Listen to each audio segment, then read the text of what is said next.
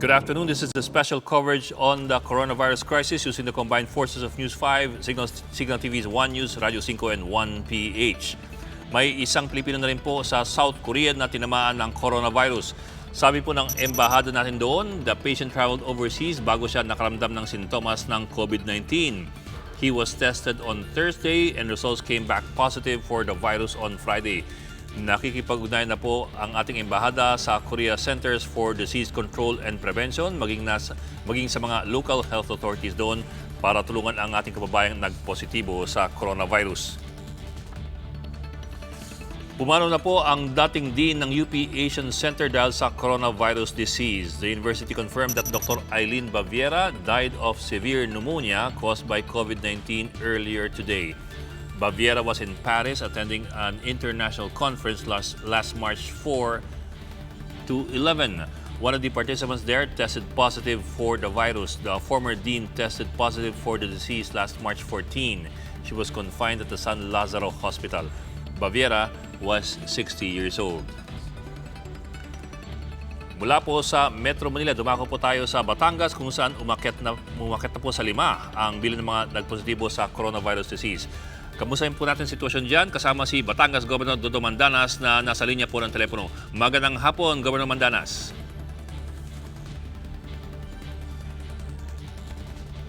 Okay, babalikan po natin si Governor Mandanas maya-maya lamang.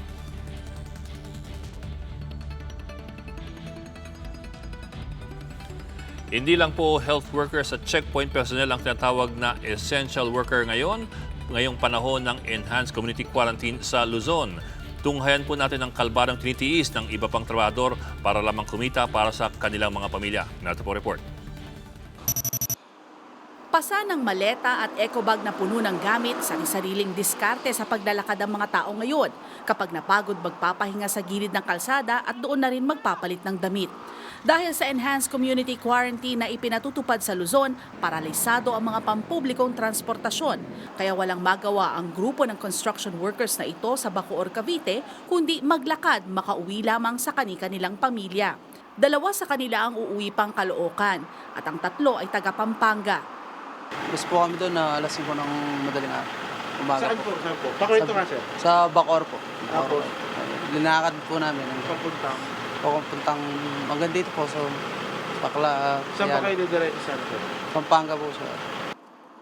Tubig, konting pera at isang backpack lamang ang bitbit nila para hindi rin mahirapan sa paglalakad. May dala rin silang certification sakaling masita sa checkpoints. Alas di pa naman po kami nasita. Alas di na namin sir. So, hindi pa po, wala pa kami nadaan na nasita kami. Yun lang papasok daw. Pagdating sa bandang Ayala, may mabuting loob na nagpasakay sa kanila ng libre. Kinontak sila ng news team at ligtas namang nakauwi sa kanilang bahay. Pero dahil galing ang mga trabahador sa NCR, kabilang na sila sa persons under monitoring at isinasailalim na rin sa 14-day self-quarantine. Faith Tobias, News 5. We are getting word that both the hotline number and the email address provided by the PNP for quarantine-related concerns are not working. And to clear things up, we have PNP spokesman Bernard Banac, General Bernard Banac on the line. Good afternoon, General. Kamusta po kayo? Yes, Ed. Magandang hapon po sa mga taga-subaybay natin. Good afternoon. Good afternoon po. Sir, nabalitaan po kasi namin na medyo nahihirapan yung mga kababayan natin na kumontak sa PNP para po dun sa mga COVID or COVID-19 related concerns. Kamusta po yung ating email address at yung mga hotlines? Yes, Ed. Nagkaroon ng counting error doon sa number at kagad na nagkaroon tayo ng correction and we have published it right away. Para po maabot ng ating mga kababayan ang ating command center, yung Joint Task Force COVID Shield. At ibibigay natin yung mga numero na ito, Ed. Opo, sige po. Go ahead po. Ipapadala natin sa iyo, Ed, yung mga number at medyo mahaba. So, ipapublish na lang natin. Sige po. Pero General, tama po ba yung ating bagong email address for COVID concerns ay ncovmonitoring@gmail.com? Yes, Ed. Ayan nga yung nakalagay diyan. At i-blast natin ito sa ating lahat ng mga social media accounts. Nang sa gayon ay makapaabot po sa atin ang mga concerns. related po sa maintenance of peace and order, and yun po ang ating mga enforcement of or implementation of the enhanced community quarantine. Opo. Opo.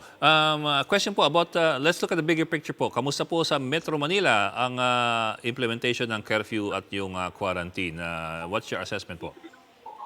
Yes, Ed. As of now, napaganda ng ating situation ngayon at nakita natin talaga yung full cooperation ng publiko at saludo po ang PNP sa ating pong mga mamamayan na talagang tumalima at natili sa kanilang mga bahay.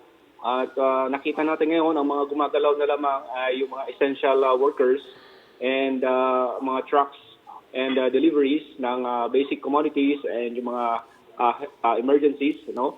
At so far ay magaan na talaga. Magaan na yung mga situation natin sa ating mga community quarantine stations.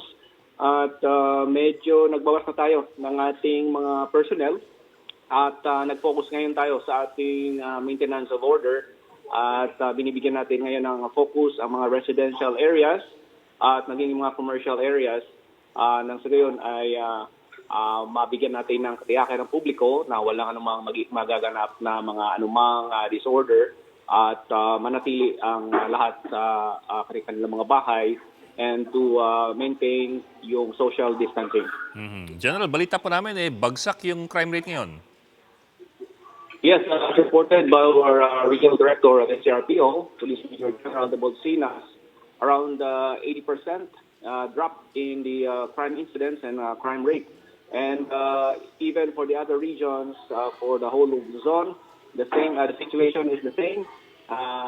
Mas lalo pang bumagsak.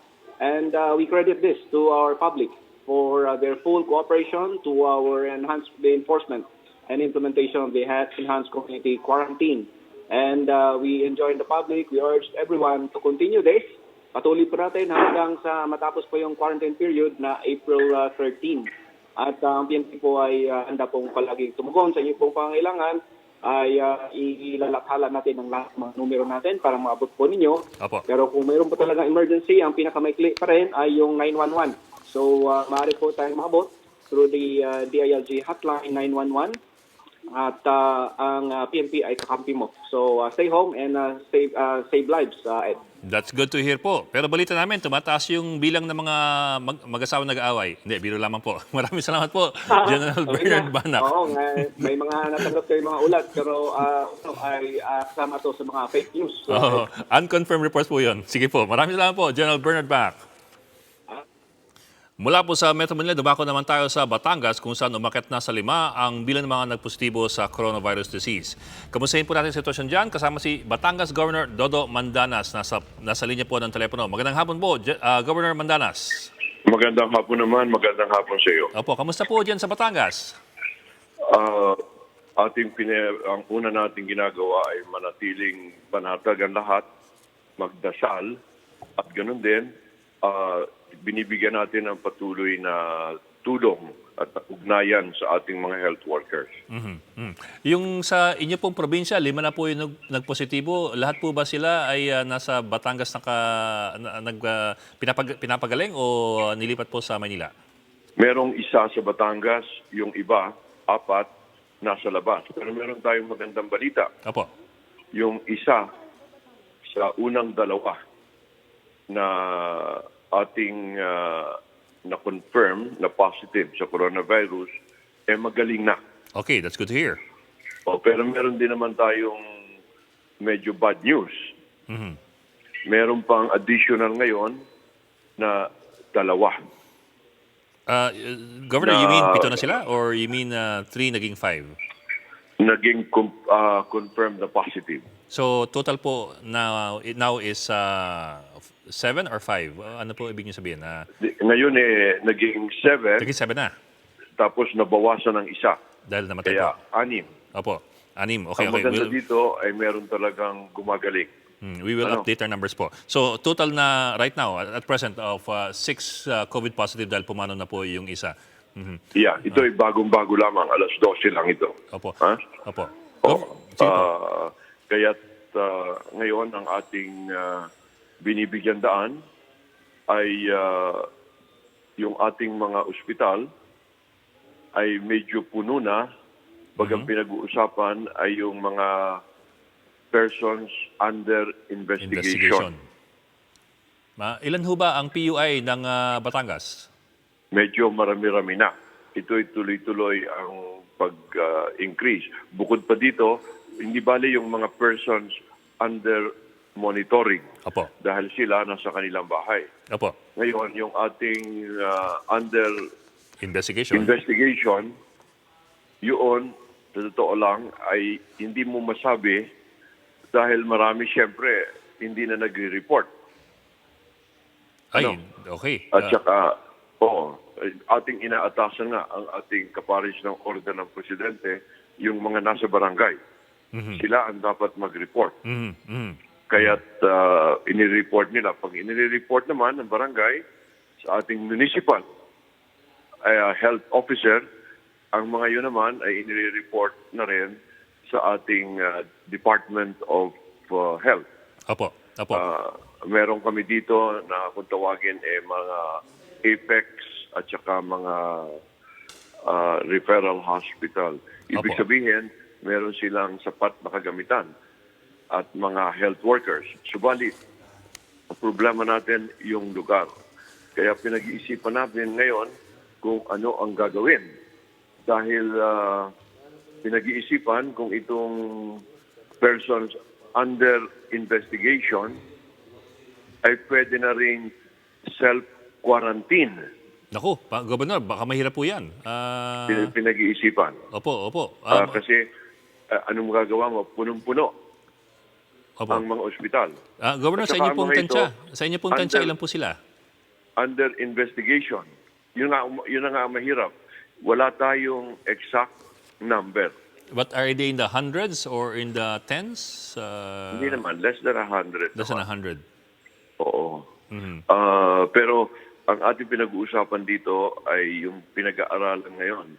Dahil nakita naman natin, inilalabas ninyo sa mga television, yung mga confirmed positive, pinapayagan na nasa kanilang bahay. Pag mildly symptomatic po?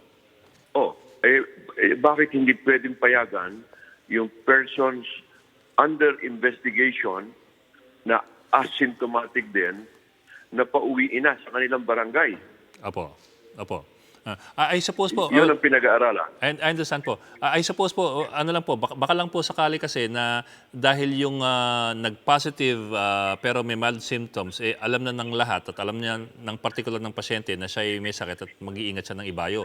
Pero po baka po yung PUI, baka dahil wala siyang symptoms pinapakita, baka hindi siya mag-ingat at lalong kumalat. Baka lang po ganun ng kanilang pag-iisip.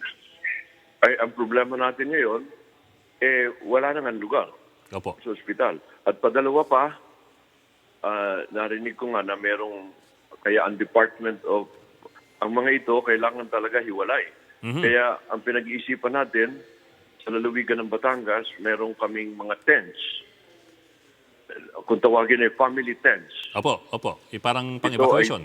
Bukod sa meron ang lalawigan, na kung ilang daan, ibig sabihin ito, may ventilation, may cover, lahat.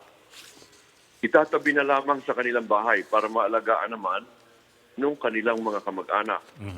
Opo. Yun ang pinag-aaralan. At nasa ganun din, nakakasuliranin tayo sa ibang mga ospital na yung community mismo ayaw ipagamit sa mga persons under investigation. Kung ayaw nila, di sa kanilang bahay mismo. Mismo ilagay. Bibigyan naman natin ng tent. Kayo po nakipag-ugnayan na po ba sa DOH tungkol dito sa panukala? Pinag-aaralan pa nga, yun ang sabi namin. So hindi niyo pa binibring up sa DOH dahil ito pa yung pinag-uusapan sa provincial level? Sa lalawigan. Opo. Kailangan magkaroon tayo ng initiative. Pero bago ipaganap, ito ay kailangan munang i-check sa Department of Health. Opo. Hindi pa kami dumarating doon. Subalit kailangan ay harapin ang suliranin ngayon. Ha? Kaya kailangan mag-isip. Ha? At yun na may magagawa kahit at home quarantine. Ano? Okay. Kaya mag-isip lahat ang mga nanunungkulan kung ano ikabubuti at para manatiling malusog, mapayapa ang ating kapaligiran. At yun nga sinabi ko rin, kahit senior citizen, pwedeng magdasal. Yun ang pinakamahalaga sa lahat ngayon. Walang kwan. Ha? At isa sa alang-alang na talagang ito'y kailangan talagang medyo makabago. You have to think out of the box. You have to be creative. And you have to be daring. And you have to face reality. Ano? Opo. Kaya iisipin din, halimbawa, pag meron tayong mga community na ayaw magpapasok ng merong under investigation, hindi ba na yung confirm? Dahil yung confirm talagang inaalis yun. Oo, tsaka alam na. Ililipat. Sa mas merong kakayahan na ospital. Pero yung under investigation, baka pinag-iisipan, di sa kanilang barangay mismo ilagay. At kung yung sila na ang mag-isip ngayon, kung gagamit sila ng tent, nabibigyan naman namin. Opo. Governor. Ang Red Cross, marami din. Kaya tayo yan ay karanasan namin nung pumutok ang bulkan.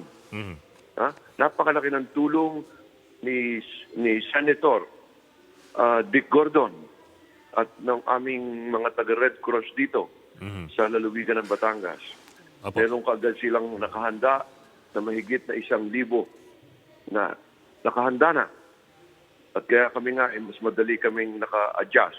Opo. At ang Pangulo, binigyan din kami ng mga NHA na libreng bahay. Opo. Yung mga bahay na yon, pwede rin gawin na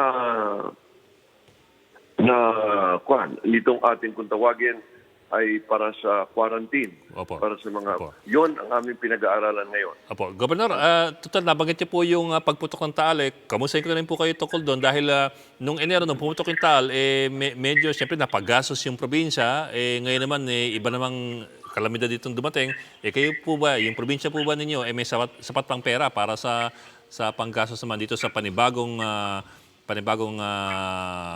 problema? Hindi sapat. Alam naman natin yon. Ang mga local government hindi sapat ang ating pananalapi. Kaya at isa pa, magaling naman at ang ating Pangulong mismo ang nagdeklara ng state of calamity. Ginagamit siyempre namin kung anumang aming pananalapi ukol sa kalakalan. Subalit dahil ang Pangulo rin ang nagkwat, ay sinabi na ng Pangulo na talagang sila na ang sasambot. Siyempre, full cooperation. Above and beyond naman our capability, ginagawa natin sa Batangas. Pero gusto ko rin banggitin na sa karanasan namin sa Taal, talagang ginagawa naman ng mga kagawaran ni Pangulong Duterte na naranasan namin bago pa lang pumuputok ang bulkan, si Secretary Rolly Bautista ng DSWD, Department of Social Welfare, naruroon na sa amin sa Batangas at hindi umalis kahit na puno ng ashfall. At yung tulong ng DSWD, kasama na rin niya ang Assistant Secretary, si Anton Hernandez, mabuti naman at taga Batangas din, at saka yung mga regional director at lahat ng mga kawani, kaagad ay nagpadala ng tulong. Kaya, at hindi lang sila, pati naman ang ating mga military, mga Coast Guard, at yung ating mga PNP, talagang full force. Kaya naniniwala tayo at dapat tayong maniwala na ito ay binabalikan talaga ng administrasyon ni President Duterte. At siyempre tulungan ang mga local governments dito. Okay, maraming salamat po si Governor Dodong Mandanas ng Batangas. Thank you for joining us. The Philippine Charity Sweepstakes Office is repurposing the funds tabbed for charity activities to boost the budget of Malasakit Centers located in some hospitals. Nadagdagan po ng 1 milyong piso kada araw ang budget ng Malasakit Center sa Philippine Lung Center. Dagdag 400,000 pesos kada araw naman po doon sa Philippine Children's Medical Center. Tumaas naman po ng kalahating milyong piso ang daily budget ng Malasakit Center sa Philippine Heart Center. 1.2 milyong piso naman po ang nadagdag sa pang-araw-araw na pondo ng Malasakit Center sa PGH. Samantalang may dagdag na 400,000 pesos naman kada araw ang budget ng Malasakit Center sa Rizal Medical Center at Taguig Pateros District Hospital.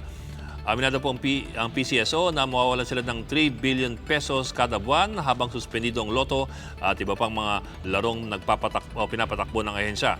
Pero tuloy pa naman po ang Small Town Lottery o yung STL sa Visayas at sa Mindanao. Yun nga lang, kapag inutusan silang magsara ng provincial government, kailangan po nilang sundin ito. Panigurado naman ng PCSO, may sapat pa rin silang pondo para makatulong sa mga pangangailangang medikal ng ating mga kababayan. Muntinlupa City has been placed under a 24-hour curfew. What this means is that residents are no longer allowed to leave their homes unless they are essential workers. City officials warn that violators will be penalized. First offense will result in the cancellation of benefits granted by the city government, such as scholarships, zero-interest loans, and the like. And on second and final offense, residents will not be given relief goods and other assistance until the end of the quarantine period. A production talent from GMA7 has tested positive for the coronavirus. The network released a statement confirming that the talent's last known visit to the GMA office was on February 28 at the network's annex building. All GMA employees and talents who have come in contact with the COVID-positive talent have been notified and are now monitoring their health conditions. With craft beverage sales grinding to a halt, a gin distillery in the United Kingdom has decided to use their resources to help fight the COVID-19 outbreak.